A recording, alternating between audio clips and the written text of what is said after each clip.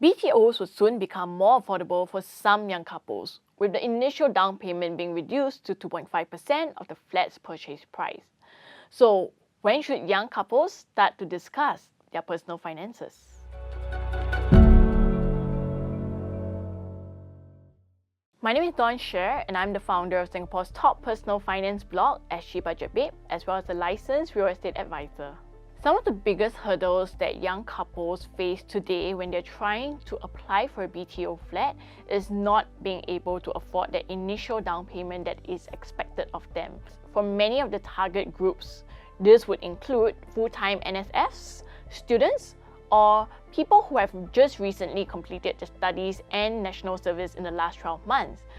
With them having yet to enter the workforce, do they have the savings and financial power to pay for the BTO flat? The next question is, are they willing at such a young age? Are they mature to commit to such a major financial purchase in their lives? And finally, with their spouse, have they had the money talk yet?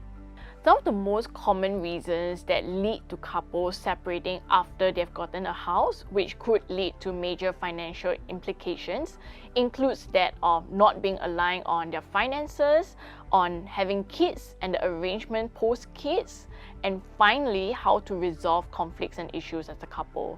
So you would probably want to get that out of the way before you commit yourself to buying a flat, especially since it's such a major financial purchase. A common question is, when do you then have the money talk with your partner?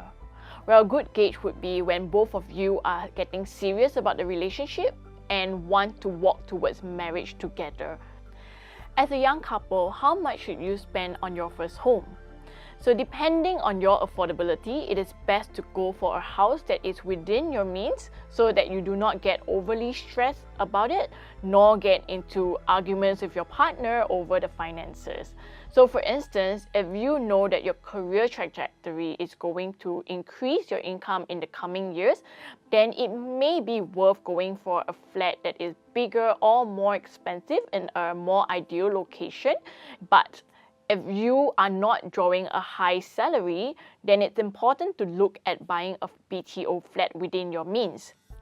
Should parents step in if the young couple does not have enough finances to afford the BTO at this juncture of their life? I would say no, but it depends on the situation. So if a child is to arrive ahead of schedule, the young couple may now then be in a position where they have to pay for delivery fees, the child rearing fees, as well as service the mortgage all at the same time. This may be difficult, and in such a case, for the parents to step in and lend them some money to tide through this difficult period may not be a bad thing and could even help with the couple's marriage situation.